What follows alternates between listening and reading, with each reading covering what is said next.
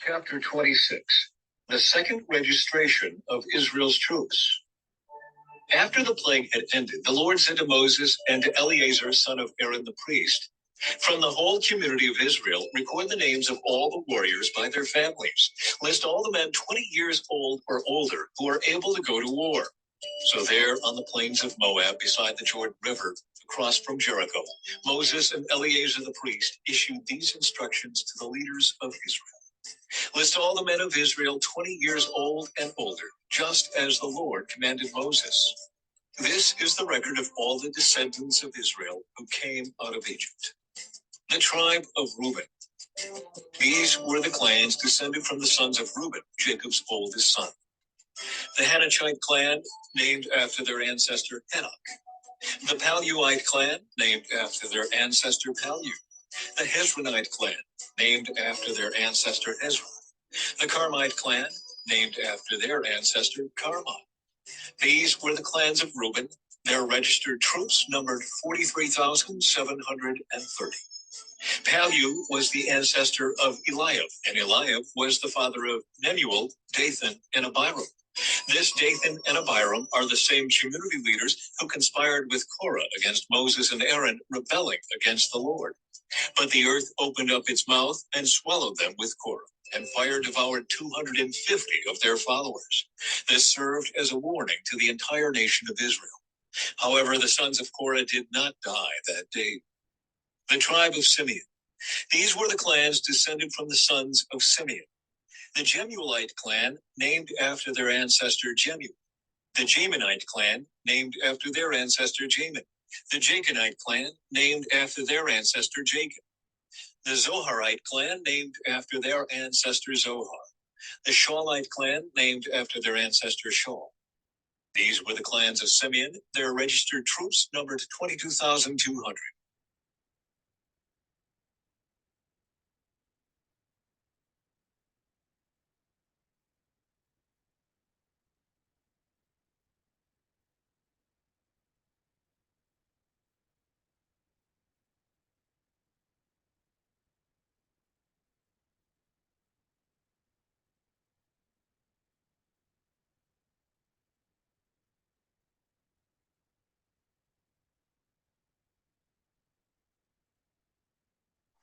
The tribe of Gad. These were the clans descended from the sons of Gad.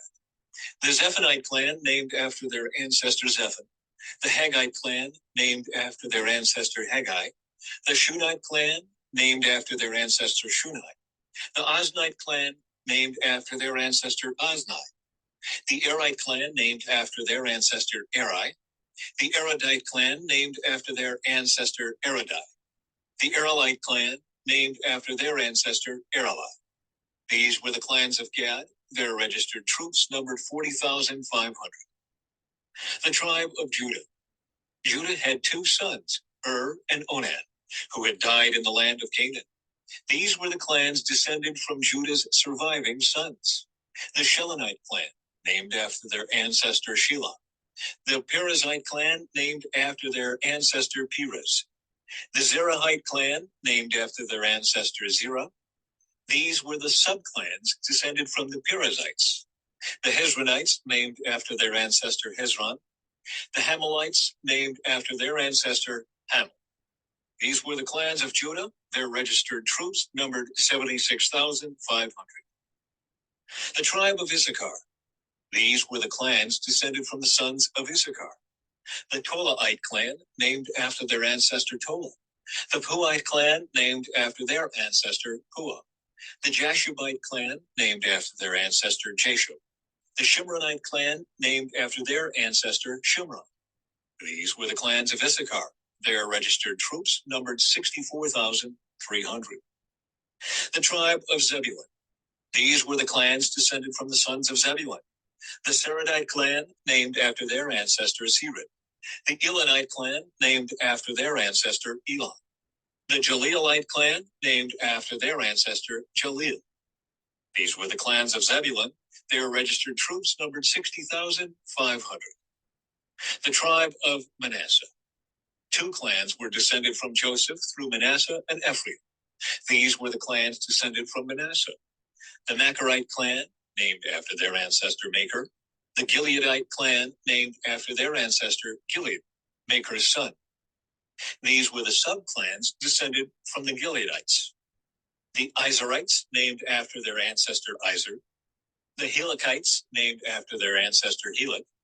The Asrielites, named after their ancestor Asriel. The Shechemites, named after their ancestor Shechem. The Shemidaites, named after their ancestor Shemida. The Heferites, named after their ancestor Hefer. One of Hefer's descendants, Zelophehad, had no sons, but his daughters' names were Mala, Noah, Hogla, Milcah, and Tirzah. These were the clans of Manasseh. Their registered troops numbered 52,700. The tribe of Ephraim. These were the clans descended from the sons of Ephraim. The Shuthelahite clan, named after their ancestor Shuthelah. The Becherite clan, named after their ancestor Becher. The Tahanite clan, named after their ancestor Tahan. This was the subclan descended from the Shuthelahites. The Aaronites, named after their ancestor Aaron. These were the clans of Ephraim. Their registered troops numbered 32,500. These clans of Manasseh and Ephraim were all descendants of Joseph. The tribe of Benjamin. These were the clans descended from the sons of Benjamin.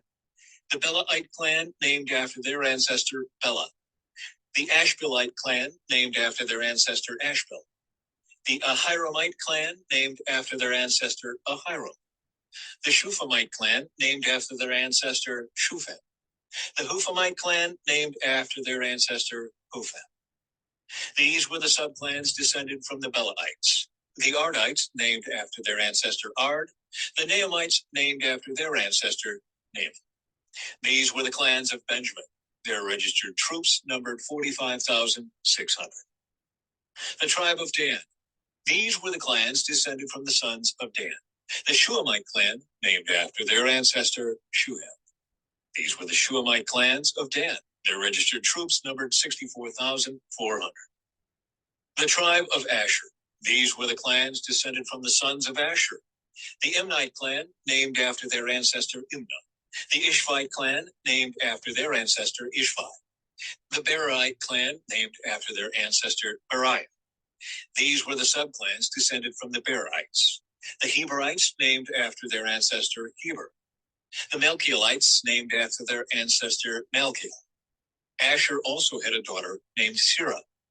These were the clans of Asher. Their registered troops numbered 53,400. The tribe of Naphtali. These were the clans descended from the sons of Naphtali. The Jazielite clan, named after their ancestor Jaziel. The Gunite clan, named after their ancestor Guna. The Jezerite clan, named after their ancestor Jezer. The Shilamite clan, named after their ancestor Shilom. These were the clans of Naphtali. Their registered troops numbered 45,400. Results of the registration. In summary, the registered troops of all Israel numbered 601,730. Then the Lord said to Moses, "Divide the land among the tribes, and distribute the grants of land in proportion to the tribes' populations, as indicated by the number of names on the list. Give the larger tribes more land, and the smaller tribes less land, each group receiving a grant in proportion to the size of its population.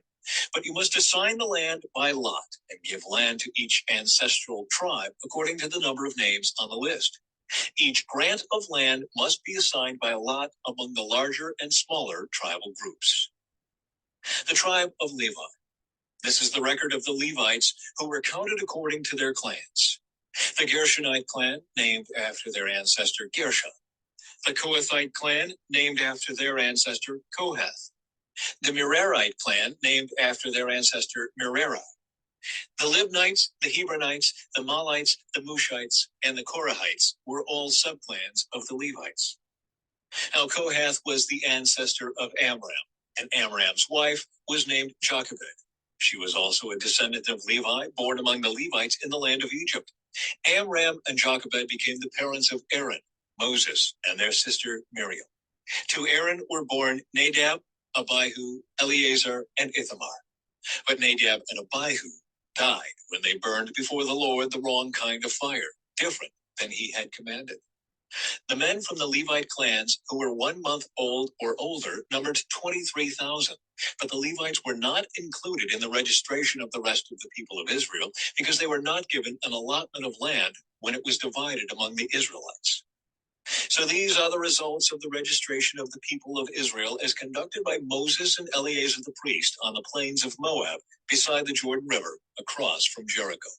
Not one person on this list had been among those listed in the previous registration taken by Moses and Aaron in the wilderness of Sinai.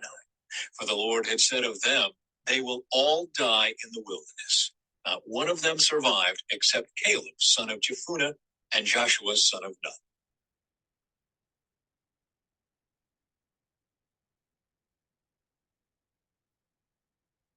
Chapter 27. The daughters of Zelophehad. One day a petition was presented by the daughters of Zelophehad, Mahlah, Noah, Hoglah, Milcah, and Tirzah. Their father, Zelophehad, was a descendant of Hefer, son of Gilead, son of Machir, son of Manasseh, son of Joseph. These women stood before Moses, Eleazar the priest, the tribal leaders, and the entire community at the entrance of the tabernacle. Our father died in the wilderness, they said. He was not among Korah's followers who rebelled against the Lord. He died because of his own sin. But he had no sons. Why should the name of our father disappear from his clan just because he had no sons? Give us property along with the rest of our relatives. So Moses brought their case before the Lord. And the Lord replied to Moses, the claim of the daughters of Zelophehad is legitimate. You must give them a grant of land along with their father's relatives. Assign them the property that would have been given to their father. And give the following instructions to the people of Israel. If a man dies and has no son, then give his inheritance to his daughters. And if he has no daughter either, transfer his inheritance to his brothers. If he has no brothers, give his inheritance to his father's brothers. But if his father has no brothers, give his inheritance to the nearest relative in his clan. This is a legal requirement for the people of Israel, just as the Lord commanded Moses. Joshua chosen to lead Israel. One day the Lord said to Moses, climb one of the mountains east of the river and look out over the land I have given the people of Israel. After you have seen it, you will die like your brother Aaron. For you both rebelled against my instructions in the wilderness of Zin. When the people of Israel rebelled, you failed to demonstrate my holiness to them at the waters. These are the waters of Meribah at Kadesh in the wilderness of Zin. Then Moses said to the Lord, O Lord, you are the God who gives breath to all creatures. Please appoint a new man as leader for the community. Give them someone who will guide them wherever they go and will lead them into battle, so the community of the Lord will not be like sheep without a shepherd. The Lord replied, take Joshua, son of Nun, who has the Spirit in him, and lay your hands on him. Present him to Eleazar the priest before the whole community, and publicly commission him to lead the people. Transfer some of your authority to him, so the whole community of Israel will obey him. When direction from the Lord is needed, Joshua will stand before Eleazar the priest, who will use the Urim, one of the sacred lots cast before the Lord, to determine his will. This is how Joshua and the rest of the community of Israel will determine everything they should do. So Moses did as the Lord commanded. He presented Joshua to Eleazar the priest and the whole community. Moses laid his hands on him and commissioned him to lead the people, just as the Lord had commanded through Moses.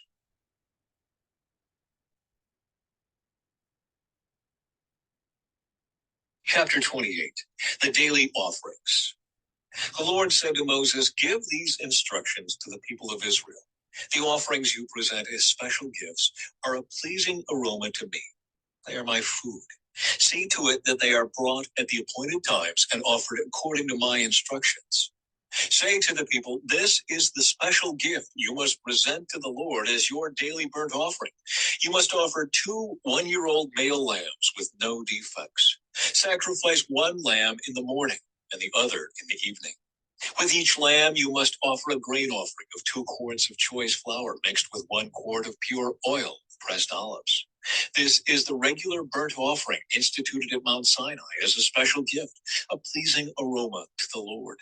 Along with it, you must present the proper liquid offering of 1 quart of alcoholic drink with each lamb, poured out in the holy place as an offering to the Lord. Offer the second lamb in the evening with the same grain offering and liquid offering. It too is a special gift, a pleasing aroma to the Lord. The Sabbath offerings. On the Sabbath day, sacrifice 2 one-year-old male lambs with no defects. They must be accompanied by a grain offering of 4 quarts of choice flour, moistened with olive oil, and a liquid offering. This is the burnt offering to be presented each Sabbath day, in addition to the regular burnt offering and its accompanying liquid offering. The monthly offerings. On the first day of each month, present an extra burnt offering to the Lord of 2 young bulls, 1 ram, and 7 one-year-old male lambs, all with no defects. These must be accompanied by grain offerings of choice flour moistened with olive oil, 6 quarts with each bull, 4 quarts with the ram, and 2 quarts with each lamb. This burnt offering will be a special gift, a pleasing aroma to the Lord. You must also present a liquid offering with each sacrifice. 2 quarts of wine for each bull, 1/3 of a gallon for the ram, and 1 quart for each lamb. Present this monthly burnt offering on the first day of each month throughout the year. On the first day of each month, you must also offer 1 male goat for a sin offering to the Lord. This is in addition to the regular burnt offering and its accompanying liquid offering. Offerings for the Passover. On the 14th day of the first month, you must celebrate the Lord's Passover. On the following day, the 15th day of the month, a joyous 7-day festival will begin, but no bread made with yeast may be eaten. The first day of the festival will be an official day for holy assembly, and no ordinary work may be done on that day. As a special gift, you must present a burnt offering to the Lord: 2 young bulls, 1 ram, and 7 one-year-old male lambs, all with no defects. These will be accompanied by grain offerings of choice flour moistened with olive oil, 6 quarts with each bull, 4 quarts with the ram, and 2 quarts with each of the 7 lambs. You must also offer a male goat as a sin offering to purify yourselves and make yourselves right with the Lord. Present these offerings in addition to your regular morning burnt offering. On each of the 7 days of the festival, this is how you must prepare the food offering that is presented as a special gift, a pleasing aroma to the Lord. These will be offered in addition to the regular burnt offerings and liquid offerings. The 7th day of the festival will be another official day for holy assembly, and no ordinary work may be done on that day. Offerings for the festival of harvest. At the festival of harvest, when you present the first of your new grain to the Lord, you must call an official day for holy assembly, and you may do no ordinary work on that day. Present a special burnt offering on that day as a pleasing aroma to the Lord. It will consist of 2 young bulls, 1 ram, and 7 one-year-old male lambs. These will be accompanied by grain offerings of choice flour moistened with olive oil, 6 quarts with each bull, 4 quarts with the ram, and 2 quarts with each of the 7 lambs. Also offer 1 male goat to purify yourselves and make yourselves right with the Lord. Prepare these special burnt offerings along with their liquid offerings in addition to the regular burnt offering and its accompanying grain offering. Be sure that all the animals you sacrifice have no defects.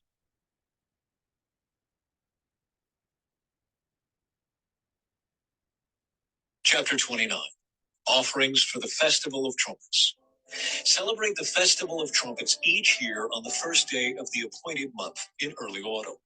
You must call an official day for holy assembly, and you may do no ordinary work.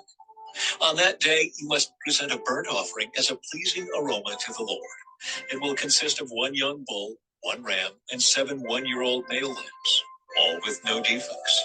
These must be accompanied by grain offerings of choice flour moistened with olive oil, 6 quarts with the bull, 4 quarts with the ram, and 2 quarts with each of the 7 lambs. In addition, you must sacrifice a male goat as a sin offering to purify yourselves and make yourselves right with the Lord. These special sacrifices are in addition to your regular monthly and daily burnt offerings, and they must be given with their prescribed grain offerings and liquid offerings. These offerings are given as a special gift to the Lord, a pleasing aroma to him. Offerings for the Day of Atonement. 10 days later, on the 10th day of the same month, you must call another holy assembly. On that day, the Day of Atonement, the people must go without food and must do no ordinary work. You must present a burnt offering as a pleasing aroma to the Lord. It will consist of 1 young bull, 1 ram, and 7 one-year-old male lambs, all with no defects. These offerings must be accompanied by the prescribed grain offerings of choice flour moistened with olive oil, 6 quarts of choice flour with the bull, 4 quarts of choice flour with the ram, and 2 quarts of choice flour with each of the 7 lambs. You must also sacrifice 1 male goat for a sin offering. This is in addition to the sin offering of atonement and the regular daily burnt offering with its grain offering and their accompanying liquid offerings. Offerings for the Festival of Shelters. 5 days later, on the 15th day of the same month, you must call another holy assembly of all the people, and you may do no ordinary work on that day. It is the beginning of the Festival of Shelters, a 7-day festival to the Lord. On the first day of the festival, you must present a burnt offering as a special gift, a pleasing aroma to the Lord. It will consist of 13 young bulls, 2 rams, and 14 one-year-old male lambs, all with no defects. Each of these offerings must be accompanied by a grain offering of choice flour moistened with olive oil, 6 quarts for each of the 13 bulls, 4 quarts for each of the 2 rams, and 2 quarts for each of the 14 lambs. You must also sacrifice a male goat as a sin offering, in addition to the regular burnt offering with its accompanying grain offering and liquid offering. On the second day of this 7-day festival, sacrifice 12 young bulls, 2 rams, and 14 one-year-old male lambs, all with no defects. Each of these offerings of bulls, rams, and lambs must be accompanied by its prescribed grain offering and liquid offering. You must also sacrifice a male goat as a sin offering in addition to the regular burnt offering with its accompanying grain offering and liquid offering. On the third day of the festival, sacrifice 11 young bulls, 2 rams, and 14 one-year-old male lambs, all with no defects. Each of these offerings of bulls, rams, and lambs must be accompanied by its prescribed grain offering and liquid offering. You must also sacrifice a male goat as a sin offering, in addition to the regular burnt offering with its accompanying grain offering and liquid offering. On the 4th day of the festival, sacrifice 10 young bulls, 2 rams, and 14 one-year-old male lambs, all with no defects. Each of these offerings of bulls, rams, and lambs must be accompanied by its prescribed grain offering and liquid offering. You must also sacrifice a male goat as a sin offering, in addition to the regular burnt offering with its accompanying grain offering and liquid offering. On the 5th day of the festival, sacrifice 9 young bulls, 2 rams, and 14 one-year-old male lambs, all with no defects. Each of these offerings of bulls, rams, and lambs must be accompanied by its prescribed grain offering and liquid offering. You must also sacrifice a male goat as a sin offering, in addition to the regular burnt offering with its accompanying grain offering and liquid offering. On the 6th day of the festival, sacrifice 8 young bulls, 2 rams, and 14 one-year-old male lambs, all with no defects. Each of these offerings of bulls, rams, and lambs must be accompanied by its prescribed grain offering and liquid offering. You must also sacrifice a male goat as a sin offering, in addition to the regular burnt offering with its accompanying grain offering and liquid offering. On the 7th day of the festival, sacrifice 7 young bulls, 2 rams, and 14 one-year-old male lambs, all with no defects. Each of these offerings of bulls, rams, and lambs must be accompanied by its prescribed grain offering and liquid offering. You must also sacrifice 1 male goat as a sin offering, in addition to the regular burnt offering with its accompanying grain offering and liquid offering. On the 8th day of the festival, proclaim another holy day. You must do no ordinary work on that day. You must present a burnt offering as a special gift, a pleasing aroma to the Lord. It will consist of 1 young bull, 1 ram, and 7 one-year-old male lambs, all with no defects. Each of these offerings must be accompanied by its prescribed grain offering and liquid offering. You must also sacrifice 1 male goat as a sin offering, in addition to the regular burnt offering with its accompanying grain offering and liquid offering. You must present these offerings to the Lord at your annual festivals. These are in addition to the sacrifices and offerings you present in connection with vows or as voluntary offerings, burnt offerings, grain offerings, liquid offerings, or peace offerings. So Moses gave all of these instructions to the people of Israel as the Lord had commanded.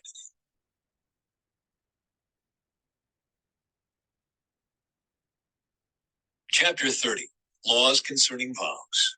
Then Moses summoned the leaders of the tribes of Israel and told them, "This is what the Lord has commanded. A man who makes a vow to the Lord or makes a pledge under oath must never break it. He must do exactly what he said he would do. If a young woman makes a vow to the Lord or a pledge under oath while she is still living at her father's home, and her father hears of the vow or pledge and does not object to it, then all her vows and pledges will stand. But if her father refuses to let her fulfill the vow or pledge on the day he hears of it, then all her vows and pledges will become invalid. The Lord will forgive her because her father would not let her fulfill them. Now, suppose a young woman makes a vow or binds herself with an impulsive pledge and later marries.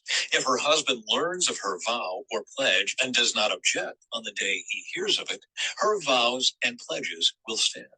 But if her husband refuses to accept her vow or impulsive pledge on the day he hears of it, he nullifies her commitments, and the Lord will forgive her. If, however, a woman is a widow or is divorced, she must fulfill all her vows and pledges. But suppose a woman is married and living in her husband's home when she makes a vow or binds herself with a pledge. If her husband hears of it and does not object to it, her vow or pledge will stand. But if her husband refuses to accept it on the day he hears of it, her vow or pledge will be nullified, and the Lord will forgive her. So her husband may either confirm or nullify any vows or pledges she makes to deny herself. But if he does not object on the day he hears of it, then he is agreeing to all her vows and pledges.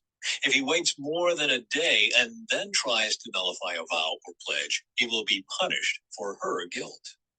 These are the regulations the Lord gave Moses concerning relationships between a man and his wife, and between a father and a young daughter who still lives at home.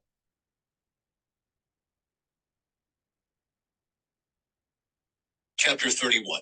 Conquest of the Midianites. Then the Lord said to Moses, "On behalf of the people of Israel, take revenge on the Midianites for leading them into idolatry. After that, you will die and join your ancestors." So Moses said to the people, "Choose some men and arm them to fight the Lord's war of revenge against Midian. From each tribe of Israel, send 1,000 men into battle." So they chose 1,000 men from each tribe of Israel, a total of 12,000 men armed for battle. Then Moses sent them out, 1,000 men from each tribe, and Phinehas, son of Eleazar the priest, led them into battle. They carried along the holy objects of the sanctuary and the trumpets for sounding the charge. They attacked Midian as the Lord had commanded Moses, and they killed all the men. All 5 of the Midianite kings, Evi, Rechem, Zur, Hur, and Reba, died in the battle. They also killed Balaam, son of Beor, with the sword. Then the Israelite army captured the Midianite women and children and seized their cattle and flocks and all their wealth as plunder. They burned all the towns and villages where the Midianites had lived. After they had gathered the plunder and captives, both people and animals, they brought them all to Moses and Eleazar the priest and to the whole community of Israel, which was camped on the plains of Moab beside the Jordan River, across from Jericho. Moses, Eleazar the priest, and all the leaders of the community went to meet them outside the camp. But Moses was furious with all the generals and captains who had returned from the battle. "Why have you let all the women live?" he demanded. "These are the very ones who followed Balaam's advice and caused the people of Israel to rebel against the Lord at Mount Peor. They are the ones who caused the plague to strike the Lord's people. So kill all the boys and all the women who have had intercourse with a man. Only the young girls who are virgins may live. You may keep them for yourselves. And all of you who have killed anyone or touched a dead body must stay outside the camp for 7 days. You must purify yourselves and your captives on the 3rd and 7th days. Purify all your clothing too, and everything made of leather, goat hair, or wood." Then Eleazar the priest said to the men who were in the battle, "The Lord has given Moses this legal requirement. Anything made of gold, silver, bronze, iron, tin, or lead, that is, all metals that do not burn, must be passed through fire in order to be made ceremonially pure.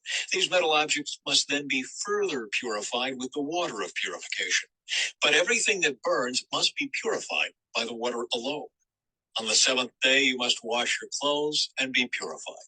Then you may return to the camp." Division of the plunder. And the Lord said to Moses, you and Eleazar the priest and the family leaders of each tribe are to make a list of all the plunder taken in the battle, including the people and animals. Then divide the plunder into two parts and give half to the men who fought the battle and half to the rest of the people. From the army's portion, first give the Lord his share of the plunder, one of every 500 of the prisoners and of the cattle, donkeys, sheep, and goats. Give this share of the army's half to Eleazar the priest as an offering to the Lord. From the half that belongs to the people of Israel, take one of every 50 of the prisoners and of the cattle, donkeys, sheep, goats, and other animals. Give this share to the Levites, who are in charge of maintaining the Lord's tabernacle. So Moses and Eleazar the priest did as the Lord commanded Moses.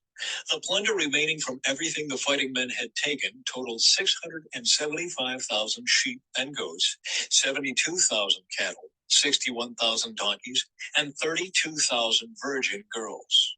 Half of the plunder was given to the fighting men. It totaled 337,500 sheep and goats, of which 675 were the Lord's share. 36,000 cattle, of which 72 were the Lord's share. 30,500 donkeys, of which 61 were the Lord's share. And 16,000 virgin girls, of whom 32 were the Lord's share. Moses gave all the Lord's share to Eleazar the priest, just as the Lord had directed him. Half of the plunder belonged to the people of Israel, and Moses separated it from the half belonging to the fighting men. It totaled 337,500 sheep and goats, 36,000 cattle, 30,500 donkeys, and 16,000 virgin girls. From the half share given to the people, Moses took one of every 50 prisoners and animals and gave them to the Levites, who maintain the Lord's tabernacle. All this was done as the Lord had commanded Moses. Then all the generals and captains came to Moses and said, we, your servants, have accounted for all the men who went out to battle under our command. Not one of us is missing. So we are presenting the items of gold we captured as an offering to the Lord from our share of the plunder: armbands, bracelets, rings, earrings, and necklaces. This will purify our lives before the Lord and make us right with him. So Moses and Eleazar the priest received the gold from all the military commanders, all kinds of jewelry and crafted objects. In all, the gold that the generals and captains presented as a gift to the Lord weighed about 420 pounds. All the fighting men had taken some of the plunder for themselves. So Moses and Eleazar the priest accepted the gifts from the generals and captains and brought the gold to the tabernacle as a reminder to the Lord that the people of Israel belonged to him.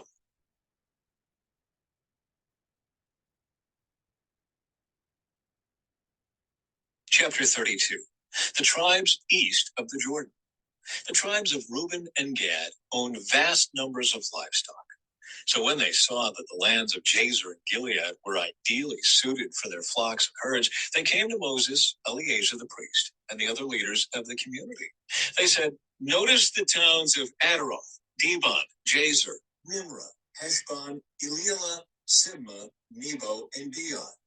The Lord has conquered this whole area for the community of Israel, and it is ideally suited for all our livestock. If we have found favor with you, please let us have this land as our property, instead of giving us land across the Jordan River. Do you intend to stay here while your brothers go across and do all the fighting? Moses asked the men of Gad and Reuben. Why do you want to discourage the rest of the people of Israel from going across to the land the Lord has given them? Your ancestors did the same thing when I sent them from Kadesh Barnea to explore the land. After they went up to the valley of Eshcol and explored the land, they discouraged the people of Israel from entering the land the Lord was giving them. Then the Lord was very angry with them, and he vowed, of all those I rescued from Egypt, no one who is 20 years old or older will ever see the land I swore to give to Abraham, Isaac, and Jacob, for they have not obeyed me wholeheartedly. The only exceptions are Caleb, son of Jephunneh, the Kenizzite, and Joshua, son of Nun, for they have wholeheartedly followed the Lord. The Lord was angry with Israel and made them wander in the wilderness for 40 years until the entire generation that sinned in the Lord's sight had died. But here you are, a brood of sinners doing exactly the same thing. You are making the Lord even angrier with Israel. If you turn away from him like this and he abandons them again in the wilderness, you will be responsible for destroying this entire nation.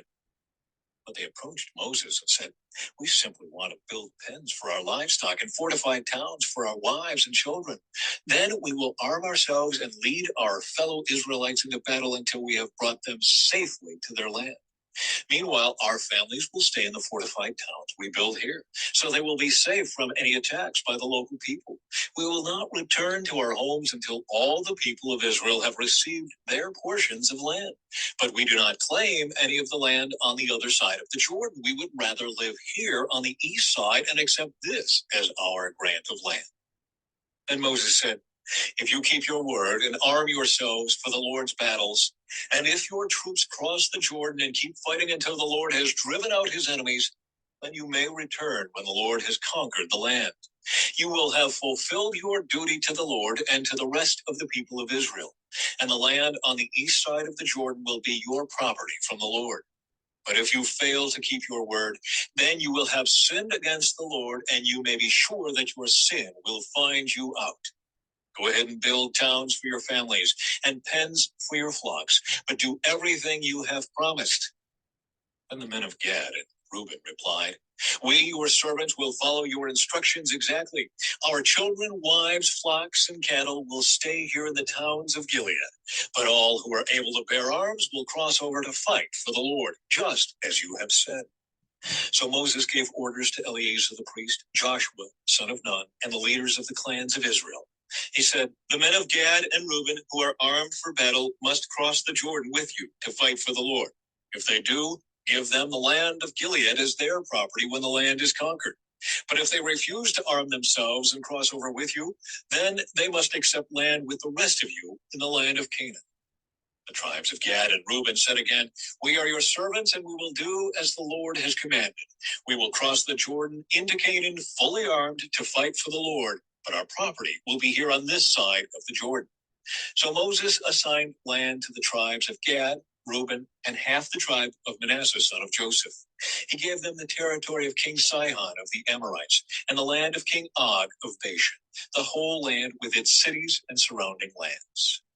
The descendants of Gad built the towns of Dibon, Adaroth, Aror, Atroth-Shophan, Jazer, Jogbeah, Beth Nimrah, and Beth Haran. These were all fortified towns with pens for their flocks. The descendants of Reuben built the towns of Heshbon, Eliel, Kiriathaim, Nebo, Baal-meon, and Sibmah. They changed the names of some of the towns they conquered and rebuilt. Then the descendants of Machir of the tribe of Manasseh went to Gilead and conquered it, and they drove out the Amorites living there. So Moses gave Gilead to the Machirites, descendants of Manasseh, and they settled there. The people of Jair, another clan of the tribe of Manasseh, captured many of the towns in Gilead and changed the name of that region to the towns of Jair. Meanwhile, a man named Nobah captured the town of Kenath and its surrounding villages, and he renamed that area Nobah after himself.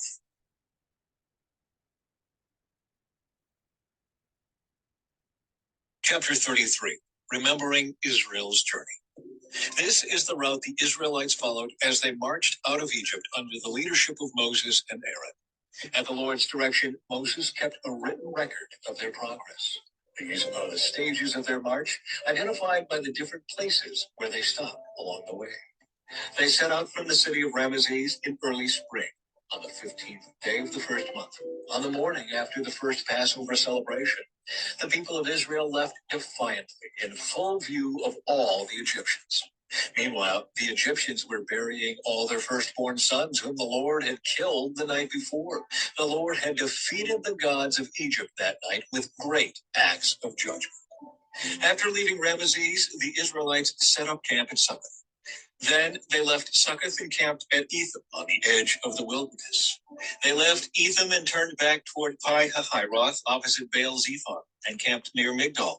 They left Pi-hahiroth and crossed the Red Sea into the wilderness beyond.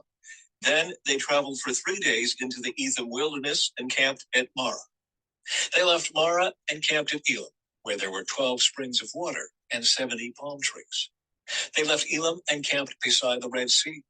They left the Red Sea and camped in the wilderness of Sin. They left the wilderness of Sin and camped at Dophkah. They left Dovka and camped at Alush. They left Alush and camped at Rephidim, where there was no water for the people to drink. They left Rephidim and camped in the wilderness of Sinai. They left the wilderness of Sinai and camped at Kibroth Hattaavah. They left Kibroth Hattaavah and camped at Hazeroth. They left Hazeroth and camped at Rithmah. They left Rithmah and camped at Rimmon Perez. They left Rimmon Perez and camped at Libnah. They left Libnah and camped at Rissa. They left Rissa and camped at Kehalatha. They left Kehalatha and camped at Mount Shepher. They left Mount Shepher and camped at Harada. They left Harada and camped at Mekaloth. They left Mekaloth and camped at Teath. They left Teath and camped at Terah. They left Terah and camped at Mithka. They left Mithka and camped at Hashmonah. They left Hashmonah and camped at Mosrath. They left Mosrath and camped at Bene Jacob. They left Bene Jacob and camped at Horhagagad. They left Horhagagad and camped at Jotbatha. They left Jotbatha and camped at Abrona. They left Abrona and camped at Ezion Geber. They left Ezion Geber and camped at Kadesh in the wilderness of Zin. They left Kadesh and camped at Mount Hor at the border of Edom. While they were at the foot of Mount Hor, Aaron the priest was directed by the Lord to go up the mountain, and there he died. This happened in midsummer on the first day of the 5th month of the 40th year after Israel's departure from Egypt. Aaron was 123 years old when he died there on Mount Hor. At that time, the Canaanite king of Arad, who lived in the Negev in the land of Canaan, heard that the people of Israel were approaching his land. Meanwhile, the Israelites left Mount Hor and camped at Zalmonah. Then they left Zalmonah and camped at Punon. They left Punon and camped at Oboth. They left Oboth and camped at Aya Abiram on the border of Moab. They left Aya Abiram and camped at Dibon Gad. They left Dibon Gad and camped at Almon Diblathaim. They left Almon Diblathaim and camped in the mountains east of the river near Mount Nebo. They left the mountains east of the river and camped on the plains of Moab beside the Jordan River across from Jericho. Along the Jordan River, they camped from Beth Jeshimoth as far as the meadows of Acacia on the plains of Moab. While they were camped near the Jordan River on the plains of Moab opposite Jericho, the Lord said to Moses, "Give the following instructions to the people of Israel. When you cross the Jordan River into the land of Canaan, you must drive out all the people living there. You must destroy all their carved and molten images and demolish all their pagan shrines. Take possession of the land and settle in it, because I have given it to you to occupy. You must distribute the land among the clans by sacred lot and in proportion to their size. A larger portion of land will be allotted to each of the larger clans, and a smaller portion will be allotted to each of the smaller clans. The decision of the sacred lot is final. In this way, the portions of land will be divided among your ancestral tribes. But if you fail to drive out the people who live in the land, those who remain will be like splinters in your eyes and thorns in your sides. They will harass you in the land where you live, and I will do to you what I had planned to do to them."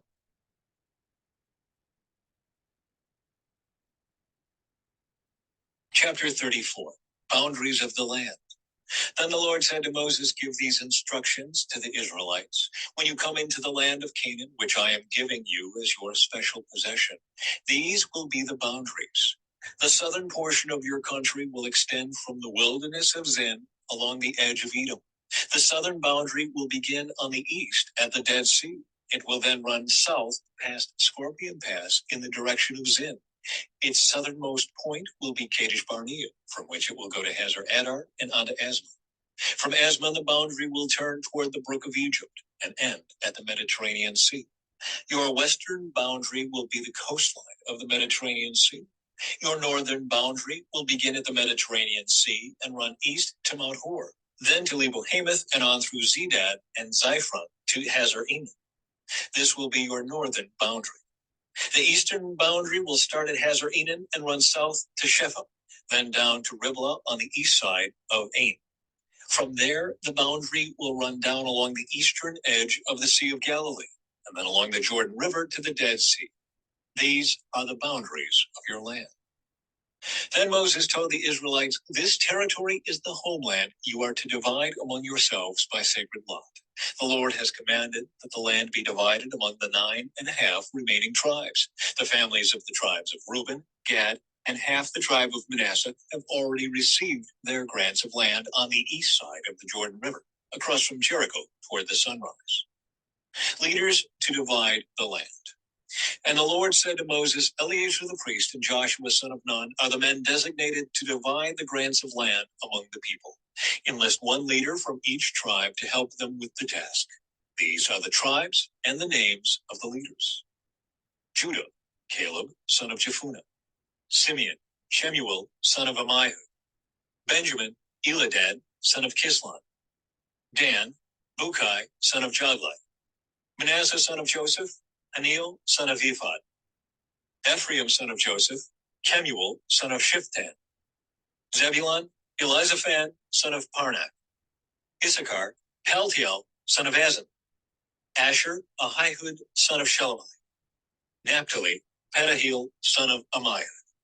These are the men the Lord has appointed to divide the grants of land in Canaan among the Israelites.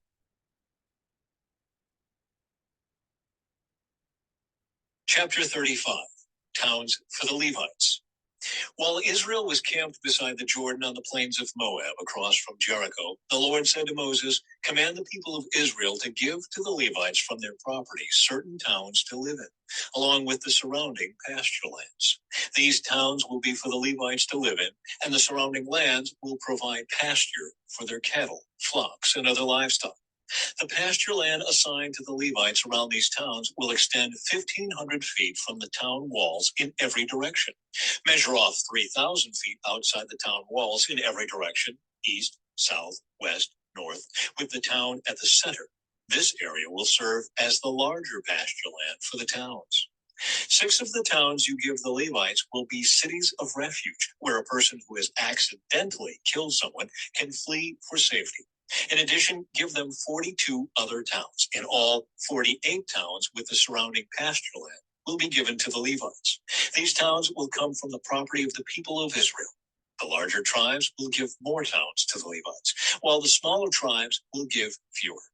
Each tribe will give property in proportion to the size of its land. Cities of refuge. The Lord said to Moses, "Give the following instructions to the people of Israel. When you cross the Jordan into the land of Canaan, designate cities of refuge to which people can flee if they have killed someone accidentally. These cities will be places of protection from a dead person's relatives who want to avenge the death. The slayer must not be put to death before being tried by the community. Designate 6 cities of refuge for yourselves, 3 on the east side of the Jordan River and 3 on the west in the land of Canaan. These cities are for the protection of Israelites, foreigners living among you, and traveling merchants. Anyone who accidentally kills someone may flee there for safety. But if someone strikes and kills another person with a piece of iron, it is murder, and the murderer must be executed. Or if someone with a stone in his hand strikes and kills another person, it is murder, and the murderer must be put to death. Or if someone strikes and kills another person with a wooden object, it is murder, and the murderer must be put to death. The victim's nearest relative is responsible for putting the murderer to death. When they meet, the avenger must put the murderer to death. So if someone hates another person and pushes him or throws a dangerous object at him and he dies, it is murder. Or if someone hates another person and hits him with a fist and he dies, it is murder. In such cases, the avenger must put the murderer to death when they meet. But suppose someone pushes another person without having shown previous hostility, or throws something that unintentionally hits another person, or accidentally drops a huge stone on someone, though they were not enemies, and the person dies. If this should happen, the community must follow these regulations in making a judgment between the slayer and the avenger, the victim's nearest relative. The community must protect the slayer from the avenger and must escort the slayer back to live in the city of refuge to which he fled. There he must remain until the death of the high priest, who was anointed with the sacred oil. But if the slayer ever leaves the limits of the city of refuge, and the avenger finds him outside the city and kills him, it will not be considered murder. The slayer should have stayed inside the city of refuge until the death of the high priest. But after the death of the high priest, the slayer may return to his own property. These are legal requirements for you to observe from generation to generation, wherever you may live. All murderers must be put to death, but only if evidence is presented by more than one witness. No one may be put to death on the testimony of only one witness. Also, you must never accept a ransom payment for the life of someone judged guilty of murder and subject to execution. Murderers must always be put to death. And never accept a ransom payment from someone who has fled to a city of refuge, allowing a slayer to return to his property before the death of the high priest. This will ensure that the land where you live will not be polluted, for murder pollutes the land. And no sacrifice except the execution of the murderer can purify the land from murder. You must not defile the land where you live, for I live there myself. I am the Lord who lives among the people of Israel.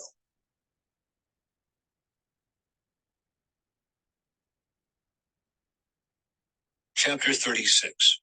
Women who inherit property. Then the heads of the clans of Gilead, descendants of Machir, son of Manasseh, son of Joseph, came to Moses and the family leaders of Israel with a petition. They said, "Sir, the Lord instructed you to divide the land by sacred lot among the people of Israel. You were told by the Lord to give the grant of land owned by our brother Zelophehad to his daughters.